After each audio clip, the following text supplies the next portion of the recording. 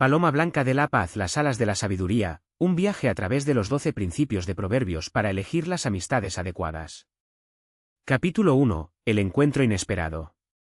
El sol de la tarde tiñó de naranja el cielo sobre la pequeña localidad de Belén das Aguas, un lugar donde la gente todavía se saludaba con sonrisas y donde las historias se transmitían de generación en generación. Fue allí donde Daniel, un joven de 22 años, vivía con su abuela, doña Ruth, una mujer de cabello plateado y ojos llenos de sabiduría bíblica. Daniel acababa de terminar la escuela de negocios, y aunque era inteligente y trabajador, sentía un vacío en su corazón. No por falta de sueños, quería abrir un centro comunitario para jóvenes desfavorecidos, sino porque no tenía a su lado gente que realmente lo entendiera. Una tarde, mientras ordenaba los libros en la pequeña biblioteca de doña Ruth, encontró un volumen gastado, Proverbios, el camino de la sabiduría. Al abrirla, cayó en sus manos una sábana amarillenta.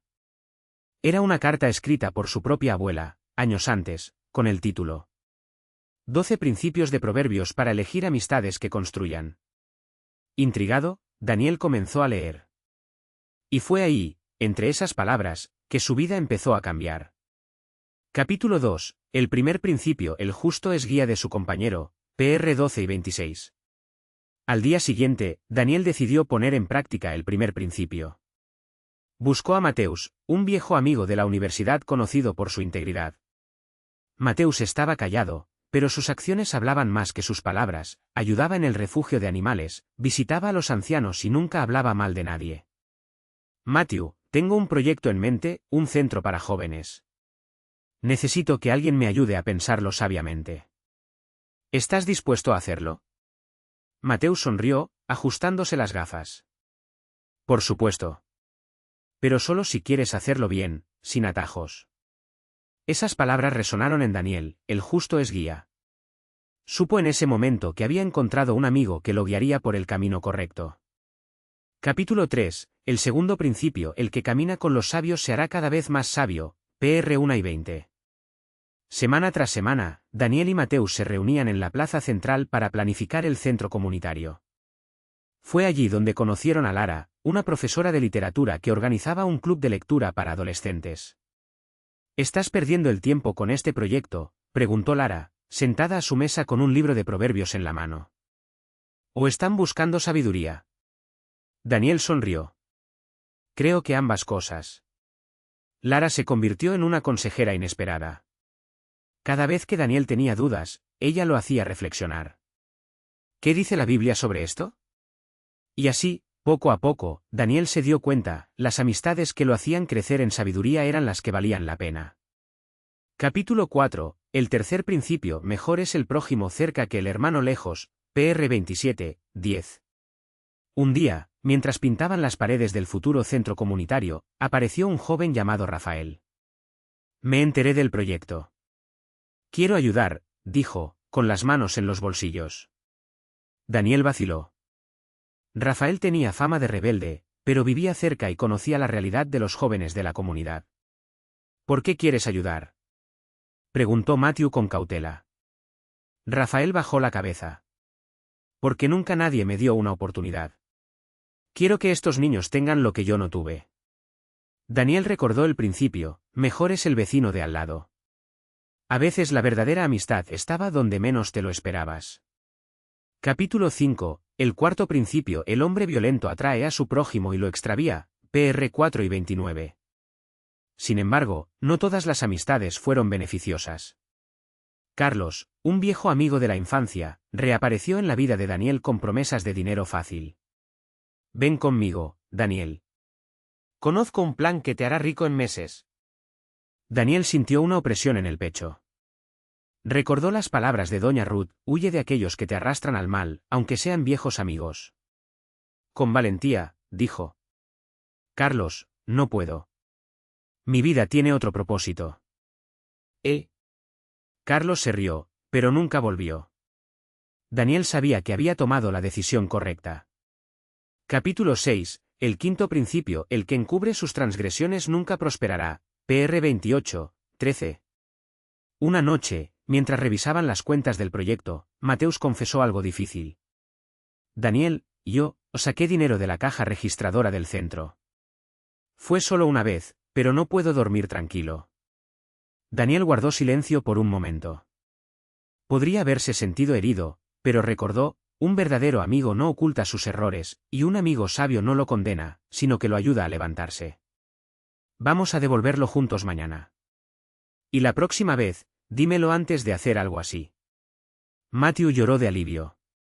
Esa amistad se vio fortalecida por la honestidad.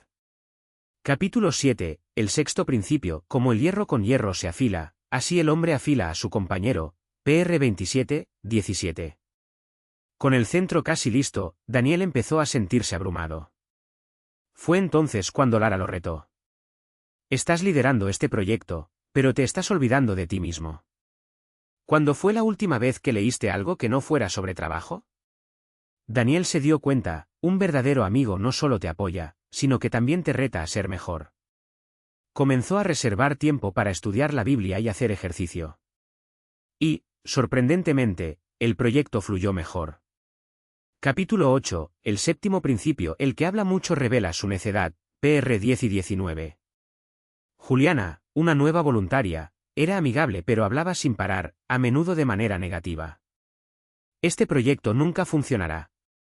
El gobierno no ayuda. ¿La gente es egoísta? Daniel notó que después de hablar con ella, estaba agotado. Recordó el principio, las palabras excesivas, especialmente las negativas, revelan un corazón inquieto. Suavemente dijo: Juliana, ¿qué tal si nos centramos en las soluciones en lugar de en los problemas? Ella reflexionó y, poco a poco, cambió de postura. Daniel aprendió, incluso las amistades difíciles se pueden transformar con paciencia y sabiduría. Capítulo 9. El octavo principio. El que devuelve bien por mal, devuelve el mal. PR 8 y 22. Un día, Sergio, un vecino que siempre criticó el proyecto, apareció borracho y empezó a insultar a Daniel. Estás perdiendo el tiempo. Aquí nadie necesita caridad. Los voluntarios estaban indignados, pero Daniel recordó las palabras de Proverbios. En lugar de contraatacar, dijo: Sergio, mañana vienes sobrio y hablamos. Quiero escuchar qué crees que debemos mejorar. Al día siguiente, Sergio parecía avergonzado. Y, para sorpresa de todos, se convirtió en uno de los mayores seguidores del centro. Capítulo 10. El noveno principio. Un corazón alegre es una buena medicina. PR 5 y 22. Ana, la cocinera del centro, era una mujer que reía con facilidad. Cada vez que Daniel estaba estresado, ella venía con café y una broma. Daniel, parece que te tragaste un limón sin azúcar.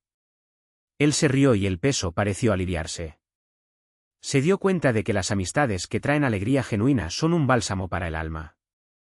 Capítulo 11. El décimo principio. En todo tiempo ama el amigo. PR 5 y 17. Cuando Doña Ruth enfermó, Daniel estuvo ausente del proyecto durante semanas. Para su sorpresa, Mateus, Lara y Rafael se turnaron para cuidarla, mientras Ana le llevaba comida todos los días. Los amigos no son solo para los buenos momentos, dijo Mateus, colocando una mano en su hombro. Daniel entendió, la verdadera amistad se prueba en la adversidad. Capítulo 12. Los principios undécimo y duodécimo. El hombre que tiene muchos amigos pierde, pero hay un amigo más unido que un hermano. PR 6 y 24, /diagonal. Se puede confiar en las heridas infligidas por un amigo. PR 27, 6. Con el tiempo, Daniel se dio cuenta de que no necesitaba cientos de amigos, sino unos pocos que fueran como su familia. Incluso Rafael, que alguna vez había sido un desafío, se convirtió en hermano. Un día dijo: Daniel, me salvaste. No solo con este proyecto, sino mostrándome que podía ser mejor. Y cuando Daniel cometió un error, contratar a un empleado sin consultar al equipo, fue Lara quien, con amor, lo encaró. Estás actuando como si no nos necesitaras. Daña la confianza. Daniel aceptó la corrección. Un verdadero amigo no tiene miedo de herir para sanar. Epílogo. El centro de las alas abiertas. Un año después, se inauguró el centro comunitario Winds of Wisdom. No era un lugar perfecto, pero estaba lleno de amor, propósito y verdaderas amistades. En la ceremonia, Doña Ruth, ya recuperada, tomó la mano de Daniel y le dijo: Aprendiste, nieto mío. Las amistades adecuadas no son aquellas que te elogian, sino aquellas que te hacen volar más alto, aunque a veces tengan que sacarte del nido. Daniel miró a Mateus, Lara, Rafael, Ana y todos los que se habían convertido en su familia. Sonrió. Porque la sabiduría de Proverbios no estaba destinada solo a ser leída, sino que estaba destinada a ser vivida. Paloma blanca de la paz final. Moraleja de la historia. Las amistades que se construyen son aquellas que 1. Te guían con justicia, PR 12 y 26. 2. Te hacen más sabio, PR 1 y 20. 3. Están cerca cuando los necesitas, PR 27, 10. 4. No os arrastre al mal, PR 4 y 29. 5. Son honestos contigo, PR 28, 13. 6. Te desafían a crecer, PR 27, 17.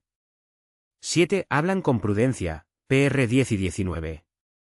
8. Devuelven mal por bien, PR 8 y 22. 9. Traen alegría, PR 5 y 22. 10. Laman en todo tiempo, PR 5 y 17. 11. Son pocos, pero profundos, PR 6 y 24. 12. Te corrigen con amor, PR 27, 6. El hombre que anda con sabios será sabio, pero el que se junta con necios se volverá malo.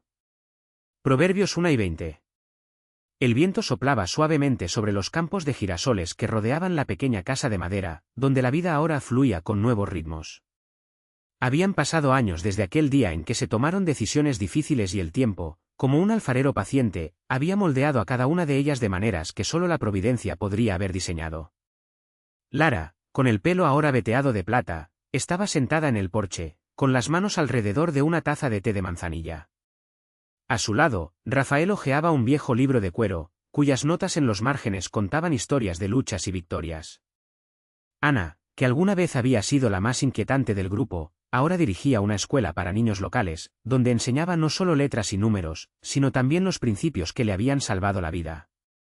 Sus alumnos la llamaban tía Ana y ella respondía con una sonrisa que llevaba la dulzura de quien finalmente había encontrado su lugar. Los ateos del grupo, aquellos que alguna vez cuestionaron cada palabra sobre la fe, se habían convertido en los defensores más ardientes de una verdad que no necesitaba altares para ser real. Marcos, el más escéptico de todos, ahora escribía sobre ética y propósito, y sus artículos eran leídos por miles de personas que, como él, buscaban respuestas más allá del vacío.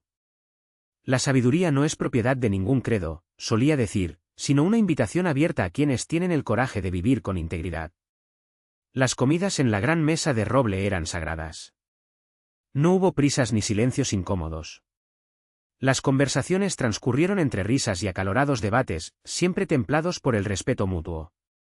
A veces, uno de ellos leía en voz alta un pasaje de Proverbios, no como doctrina, sino como recordatorio de que la vida, en esencia, se compone de elecciones y que cada elección resonaba mucho más allá del momento en que se tomó.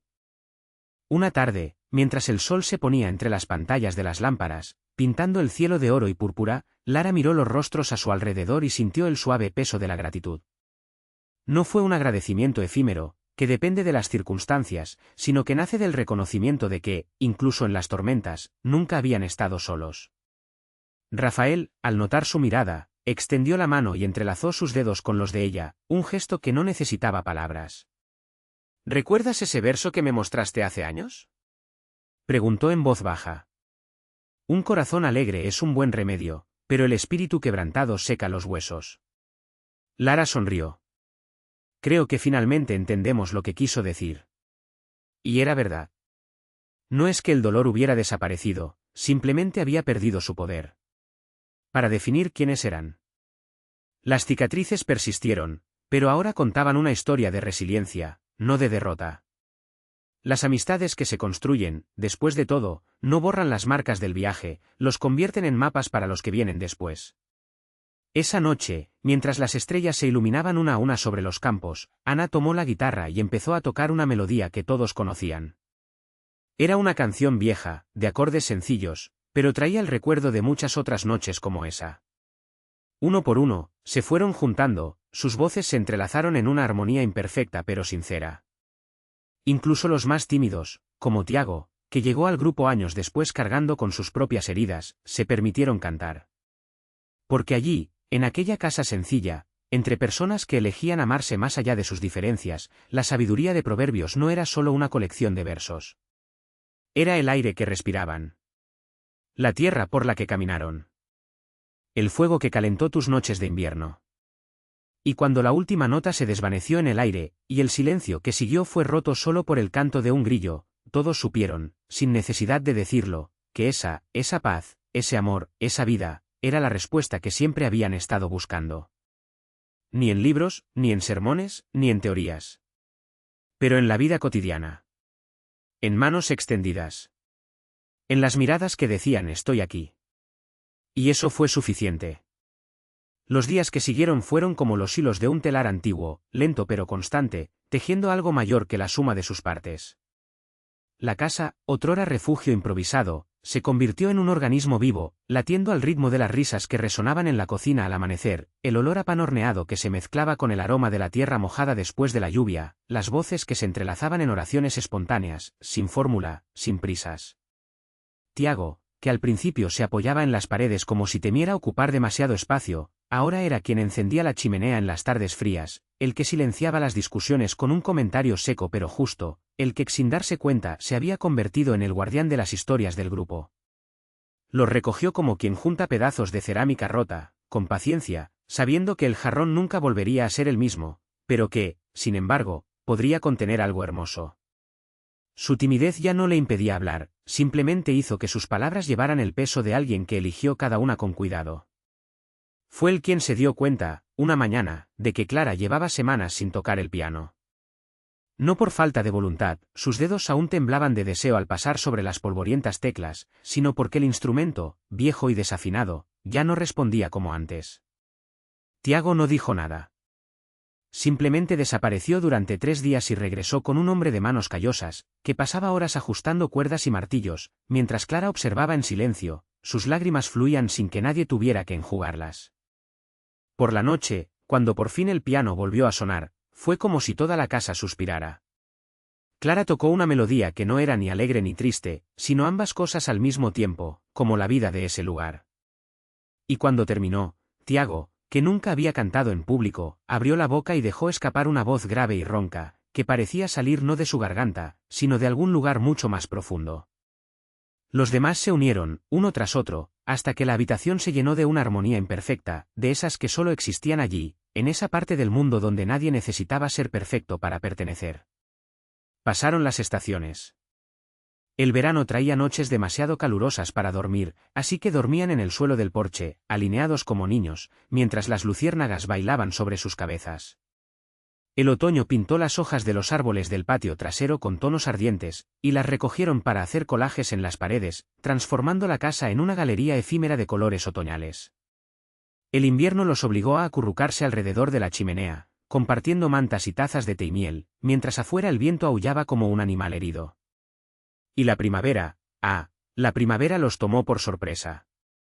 Atrapados, como siempre, con los brotes verdes abriéndose paso entre la dura tierra y la renovada certeza de que, contra todo pronóstico, seguían allí. Todavía juntos. No es que no hubiera grietas.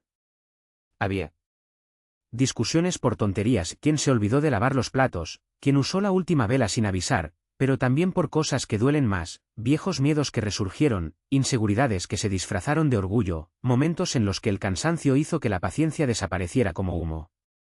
Pero habían aprendido, a través de lágrimas y abrazos fuertes, que las grietas no eran el final. Eran solo los lugares por donde entraba la luz. Una tarde, mientras recogían manzanas en el huerto de atrás, Lucia, siempre la más pragmática, se detuvo de repente y miró al horizonte. El sol poniente tiñó todo de dorado y, por un momento, el mundo pareció suspendido. ¿Crees que seremos capaces de mantener esto?, preguntó, no con duda, sino con una especie de agradecido asombro. Nadie respondió de inmediato. No porque no lo supieran, sino porque algunas cosas son demasiado grandes para expresarlas con palabras. Fue Mateus, el mayor, quien finalmente habló, mientras se secaba las manos en sus gastados pantalones. No sé si podremos hacerlo. Pero lo estamos haciendo. Y eso, por ahora, es suficiente. Y así fue. Porque allí, entre los árboles cargados de frutos y el olor a tierra húmeda, comprendieron que no se trataba de garantizar el futuro, sino de honrar el presente. No para ser perfecto, sino para ser verdad. No tener todas las respuestas, pero permitirte vivir las preguntas. Al caer la noche, encendían velas y las colocaban en las ventanas, como hacían todas las noches. No por superstición, ni por tradición, sino porque la luz, incluso pequeña, era una invitación. Para cualquiera que estuviera perdido. Para cualquiera que necesitara un lugar. Y la casa, humilde y llena de vida, permaneció abierta.